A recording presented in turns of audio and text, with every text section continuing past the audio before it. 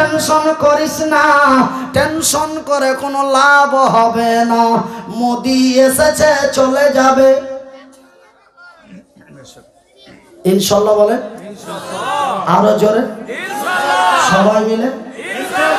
Trump এসেছিল চলে গেছে, কে? ট্রাম্প এসেছিল চলে গেছে, বুশ এসেছিল চলে গেছে, সাদ্দাম যায়নি, তারে মারা হয়েছে, যায়নি। আমার ভাইয়ের, আমার বন্ধুরা, খবরদার টেনশন করো না। আবু জেহেল মক্কার মাটিতে বড় দাদাগিরি করেছিল, আমার আল্লাহ তার সর্বনাশ করে আমার নবীকে নবুয়ত দিয়ে মক্কা বিজয় করিয়েছে। খবরদার টেনশন করো না, টেনশন করে কোনো লাভ হবে না। বলে ওগো হাজেরার আব্বা, ওরা তো অনেক আমরা তো কম। আমাকে বলছে ওরা তো অনেক আমরা তো কম। পশ্চিমবঙ্গে আবার মুসলমান কয়টাই আছে? ভারতে তো মনে হয় মুসলমানের সংখ্যা 20 থেকে 25-এর মতো হবে। আমি বলি না রে পাগলি না, এখন ভারতে প্রায় 30%-ও বেশি মুসলমান। কিন্তু সেই দিন মক্কার মাটিতে মুসলমানের কোনো পার্সেন্টেজ ছিল না, অতি নিম্ন 0 পয়েন্টের মধ্যে মক্কা বিজয় হয়েছে। টেনশন করো না, এই টেনশন আমি করতে নিষেধ করি না সোনা, এই টেনশন আমার আল্লাহ করতে নিষেধ করেছে। বন্ধুরা, আমি আপনাদের ভাই, আপনারা জানো আমারই ভাই। হাত দুটি জড়িয়ে বলে যাই সোনা, মাথায় হাত রেখে বলে যাই বন্ধু, টেনশন করে কোনো লাভ হবে না। টেনশন যদি করেন আপনার ব্রেনের ক্ষতি, কথা ঠিক কিনা? টেনশন যদি করেন আপনার শারীরিক ক্ষতি, কথা ঠিক কিনা? টেনশন যদি করেন আপনার সাংসারিক ক্ষতি, কথা ঠিক কিনা? কেন টেনশন করে কোনো লাভ হবে না। 2016 সালের 13-16 নভেম্বর, 2016 সালের 16 নভেম্বর যখন পূর্বের 500,000 বন্ধ করে দিয়ে নতুন 1000-2000 তৈরি করলো, সারা ভারতবাসী টেনশনে পড়ে গেল। হ্যাঁ না বন্ধুরে? এতই টেনশনে পড়লো, কেউ আত্মহত্যা করলো, কেউ ব্যাংকে রাতের পর রাত ব্যাংকের বারান্দায় মশার কামড়ে পড়ে থাকলো, কেউ আবার দিল্লির মাটি যেয়ে ঘেরোয়া করলো। কোন লাভ হয়েছে সোনা? কথা বলে, কোন লাভ হয়নি। টাকা যেমন হয়েছিল তেমনই আছে, তবে টেনশন করে কোনো লাভ হবে না, শুধু টেনশন করাই হবে।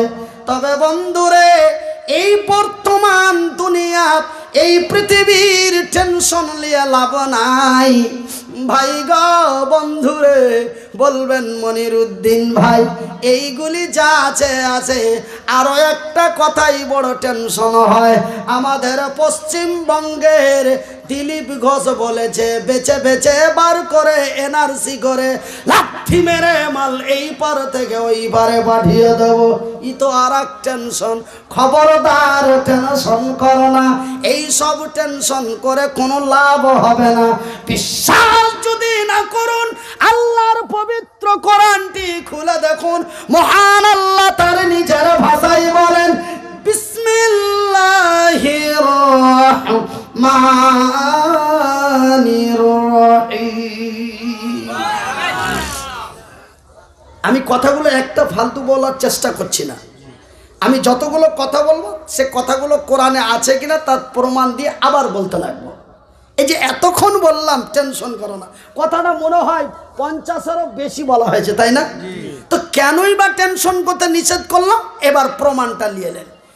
ওয়ালা তাহিনু ওয়ালা তাহজানু ওয়া আনতুমুল আলাউনা ইন কুনতুম মুমিনিন। রে মক্কা মদিনা তায়েফের সংখ্যালঘু মুসলমানেরা, আরে ভারত সিরিয়া বিশ্ব জগতের সংখ্যালঘু মুসলমানেরা, ওয়ালা তাহিনু ওয়ালা তাহজানু, তোমরা হতাশ চিন্তায় চিন্তিত হয় না, তোমরা ভয়ে ভীতু হয় না। ওগো আমার নবী, বিশ্বের নবী, রে মক্কা মদিনা তায়েফের সংখ্যালঘু মুসলমানেরা, রে বিশ্ব ভারতের সংখ্যালঘু মুসলমানেরা, ওয়ালা তাহিনু ওয়ালা তাহজানু, তোমরা চিন্তায় চিন্তিত হয় না, তোমরা ভয়ে ভীতু হয় না, তোমরা নিজেকে হতাশ হয়ে যাও না, তোমরা ভেবো না ওরা 75 আমরা 25, তোমরা ভেবো না ওরা 70 আমরা 30। রে বিশ্ব জগতের সংখ্যালঘু মুসলমানেরা, তোমরা তোমাদের ঈমানটা মজবুত করো, তোমরা তোমাদের ঈমানটা মজবুত করো, তোমরা আমার উপরে তাওয়াক্কাল বিশ্বাস ভরসা করো। আমি আল্লাহ, আমার ওয়াদা, আল্লাহ ওয়াদা করছে বিশ্ববাসীর কাছে, ইমানদারের কাছে আল্লাহ ওয়াদা করছে, কি করছে?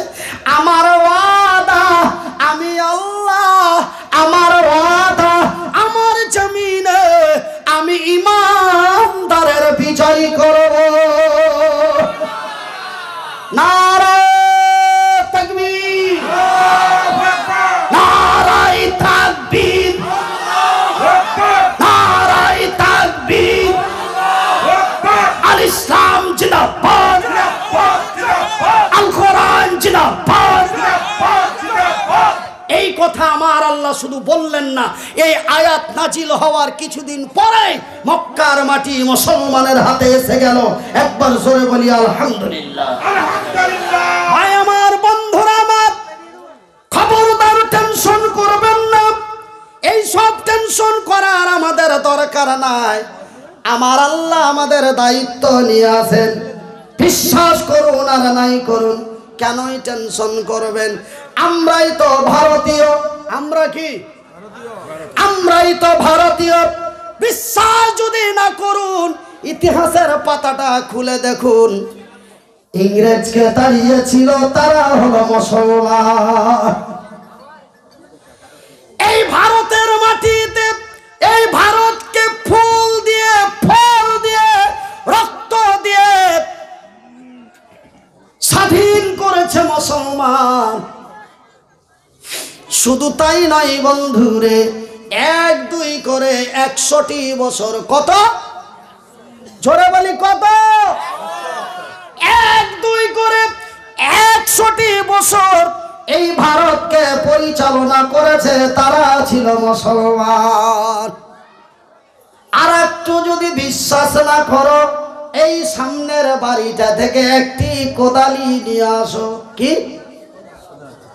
একটা কোদাল নিয়ে আসুন, আর কোদালটি নিয়ে এসে যেই জায়গাটাতে বসে আছেন ওই জায়গাটাই খনন করুন। 5.5 হাত মাটির নিচে পাবেন মুসলমানের হাড্ডি। এই মাটিতে মুসলমানের রক্ত মিশিয়ে আছে। এই মাটি মুসলমানের, এই ভারতের মাটিতে মুসলমানের রক্ত মাংস হাড্ডি মিশিয়ে আছে। যারা আমাদের বাংলাদেশি পাকিস্তানি বলে, তাদের মাটিতে খুঁজে দেখুন, পাবেন না।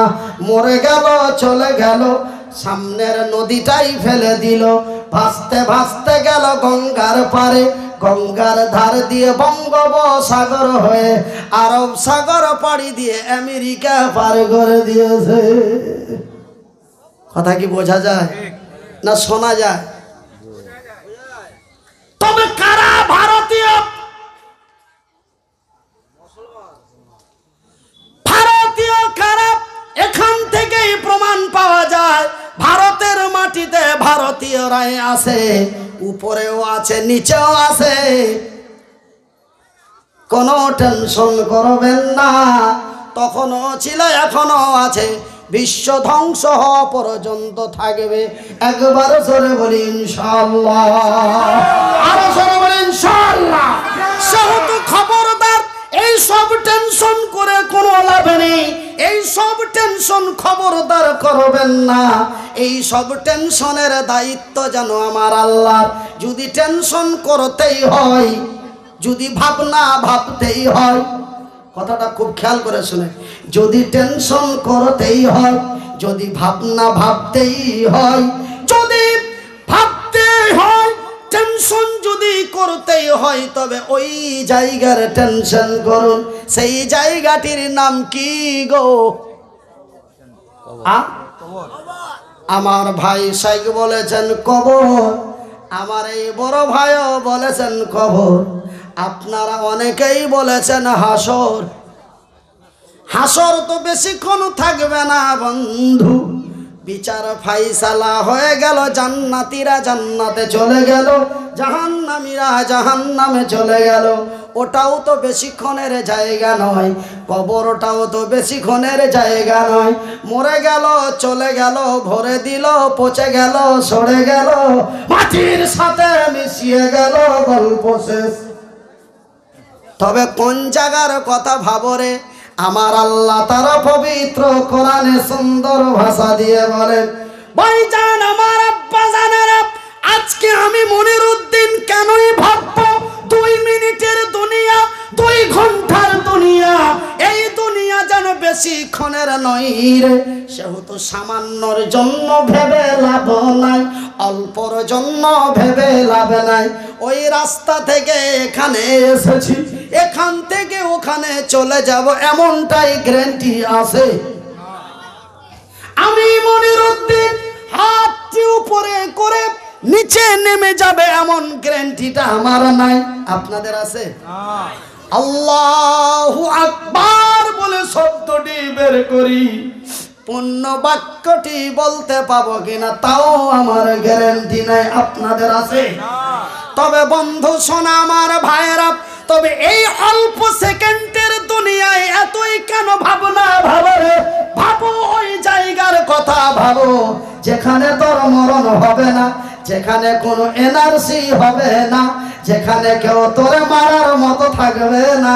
ওই জায়গাটির নাম কি গো? সেই জায়গাটির নাম হলো জাহান্নাম।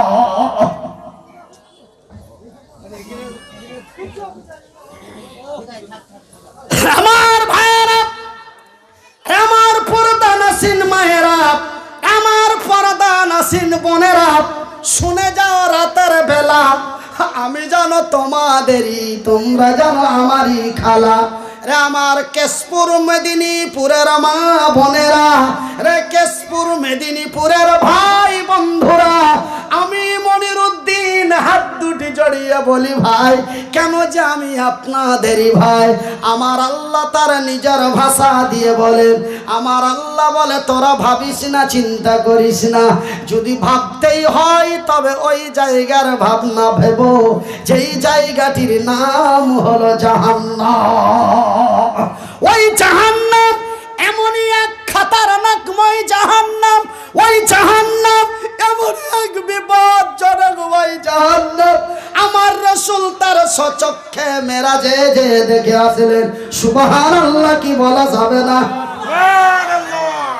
ভাইজান বন্ধুরে, ওই জাহান্নাম এমনই এক বিপজ্জনক ওই জাহান্নাম। আমার আল্লাহ তার পবিত্র কোরআনে সুন্দর ভাষা দিয়ে বলেন, বিসমিল্লাহির রহমানির রহিম, ইয়া আইয়ুহাল্লাযীনা আমানু কু আনফুসাকুম ওয়া আহলিকুম নারা। এটা কার কথা? আল্লাহর কথা। ওইখানে যেমন আল্লাহ বললেন তোরা টেনশন করিস না, এই সব টেনশন করে তোদের লাভ নাই, তোরা আমার উপরে বিশ্বাস তাওয়াক্কাল রাখ, আমি তোদেরই কল্যাণ করব। তবে বর্তমান টেনশনের দরকার নাই। যদি টেনশন করতেই হয়, তোদের যদি ভাবনা ভাবতেই হয়, তোদের যদি বাঁচতেই হয় তবে ওই জায়গা থেকে বাঁচ। কোন জায়গা? এখানে আল্লাহ বলছেন ইয়া আইয়ুহাল্লাযীনা আমানু কু আনফুসাকুম ওয়া আহলিকুম নারা। এই মানওয়ালো রে বিশ্বাসী গণেরা, যারা আমাকে এক আল্লাহ বলে বিশ্বাস করেছ, যারা আমার নবীকে নবী বলে স্বীকার করেছ, যারা আমার সৃষ্টি জগৎকে বিশ্বাস করেছ, রে বিশ্বের বিশ্বাসী গণেরা, তোমরা বাঁচো, তুমি বাঁচো এবং তোমার আহল পরিবারদের বাঁচাও। কোন জায়গা থেকে বাঁচাও? কোথা থেকে বাঁচাও? কারেন্টের শর্ট খেয়ে গেছে এখান থেকে নাকি? না না না না, লকডাউনে 9 মাস থেকে খেতে পাইনি কিছু খাবার দিয়ে নাকি? না না না না না, রাস্তায় ধরে পেটাচ্ছে ওখান থেকে নাকি? না না, আমার আল্লাহ বলেন না, ওই কঠিনময় জাহান্নামের আগুন থেকে তুমি বাঁচো এবং তোমার পরিবার ভাই বন্ধুদের বাঁচাও। এই জন্য হাত দুটি জড়িয়ে বলি ভাই, যদিও আমার বাড়ি মালদায় হয়, আপনারা যে আমারই ভাই, আমি যে আপনাদেরই ভাই। আমার রাসূল তার পবিত্র নুরানি মুবারক মুখ দিয়ে বলেন, ক্বালান নবী সাল্লাল্লাহু আলাইহি ওয়াসাল্লাম, কুল্লু মুসলিমুন ইখওয়ান, এক মুসলমান অন্য এক মুসলমানের ভাই। নারে তাকবীর, নারে তাকবীর। তবে আপনারা যে আমারই ভাই, আমি যে আপনাদেরই ভাই, এই কথা আমার রাসূল বলে যাই। আপনারা আমারই ভাই, আমি আপনাদেরই ভাই। ভাই হিসাবে ভাইকে জড়িয়ে বলে যাই, বন্ধু রে আমার পর্দা নাসিন মায়েরা, স্মরণ করো ওই জাহান্নামের কথা। ভাই গো, ওই জাহান্নাম এমনই এক বিপদময় জাহান্নাম, ওই জাহান্নাম এমনই এক খাতারনাকময় জাহান্নাম। আমি মনিরউদ্দিন মাওলানাদের মুখে শুনেছি, আমি মনিরউদ্দিন কোরআন এবং হাদিসের মধ্যে পড়েছি, কিন্তু জাহান্নাম এমন এক বিপজ্জনকময় জায়গা রে, সেই জাহান্নাম যেন আমার রাসূল তার নিজের স্বচক্ষে দেখে এসেছে।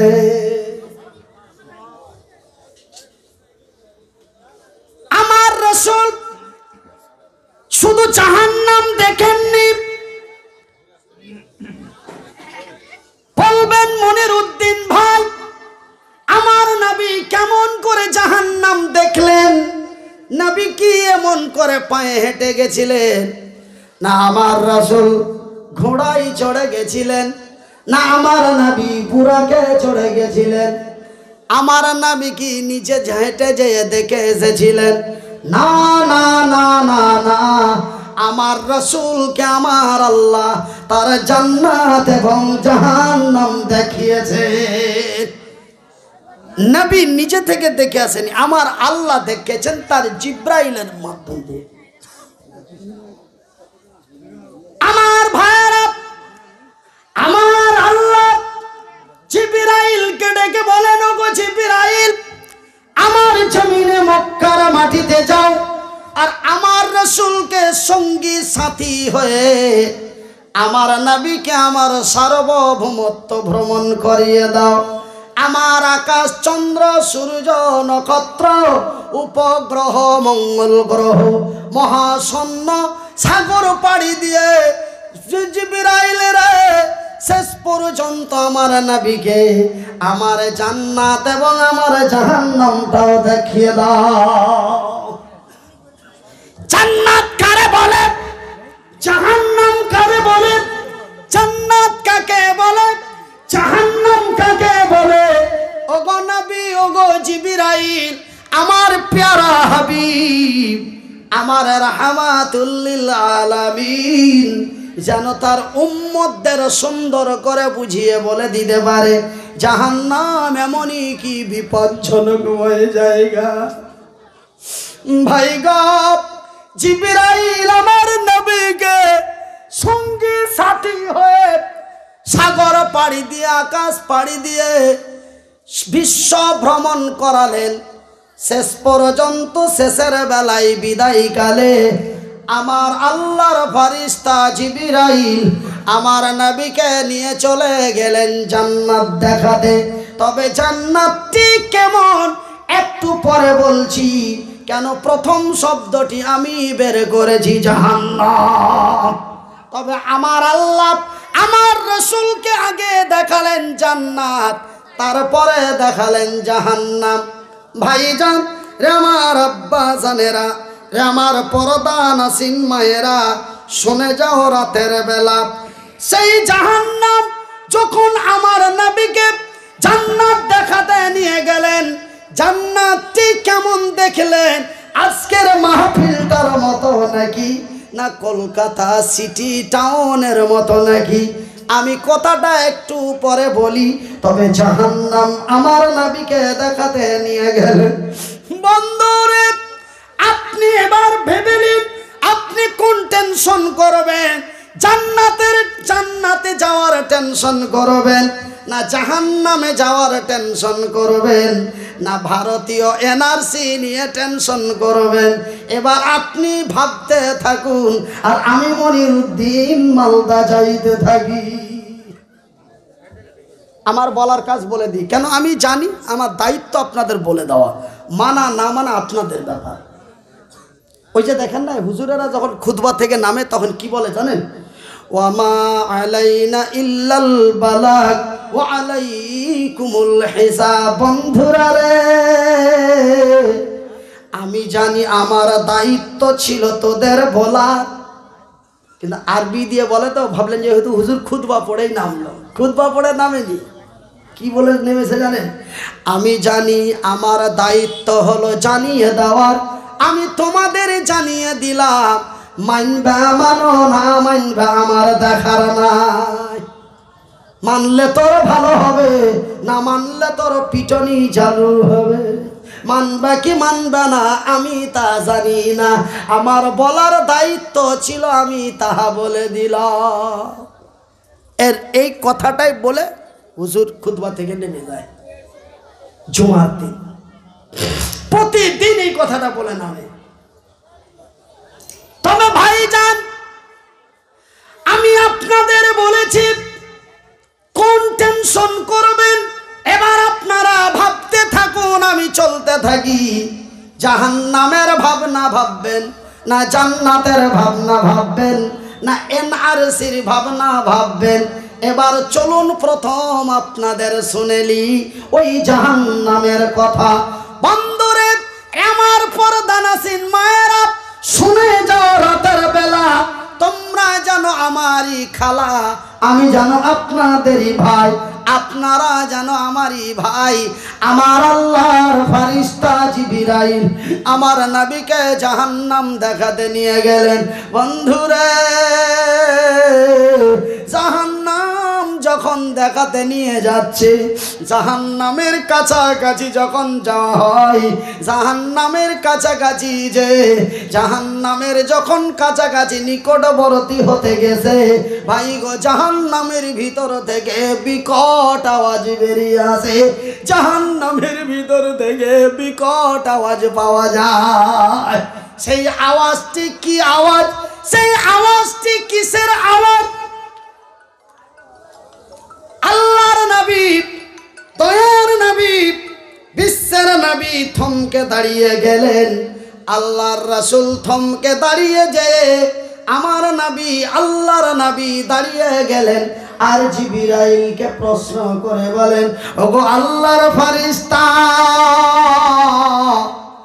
জাহান্নামের ভিতর থেকে বিকট আওয়াজ পাওয়া যায়, এই আওয়াজ তো জাহান্নামের নয়, আওয়াজটি তো পাওয়া যায় জাহান্নামীদের আওয়াজ। ভাই গো, আওয়াজটা কি আওয়াজ?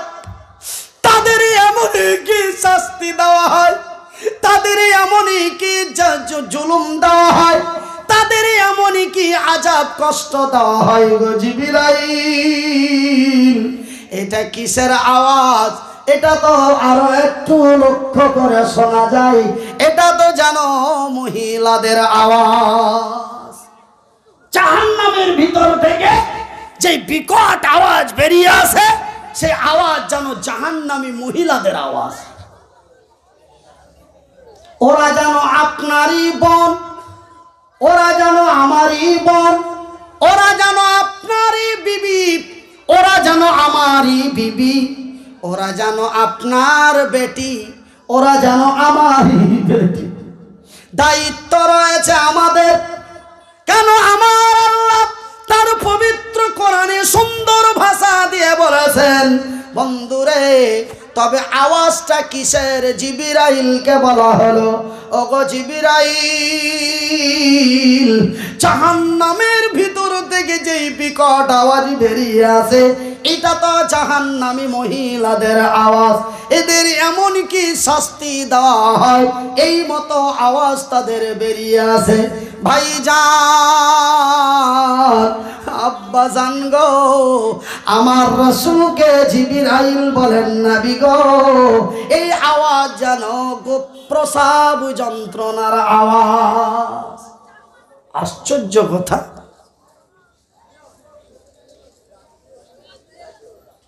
সন্তান সন্ততি হয় স্বামীর বাড়িতে। কেন? রহিমের, আব্দুর রহিমের ছেলের সাথে আমার মেয়ের বিয়ে হয়েছে, আমার জামাই বেটি এক ঘরে ঘুমিয়েছে, তাদের বাচ্চা গর্ভে এসেছে, 9 মাস পরে প্রসব হয়েছে। জাহান্নামের ভিতরে আবার বাচ্চা প্রসব হচ্ছে, এটা আশ্চর্য কথা নয়? হ্যাঁ না বলুন? এইসব ওয়াজ সব হুজুর শোনাতে চায় না। কেন? এই সব ওয়াজ করলে দাওয়াত কমে যায়। আপনারা মেদিনীপুরে আর থাকবেন না, না? কথাগুলি শুনে যান। কতগুলো চুপি চুপি ইতিহাস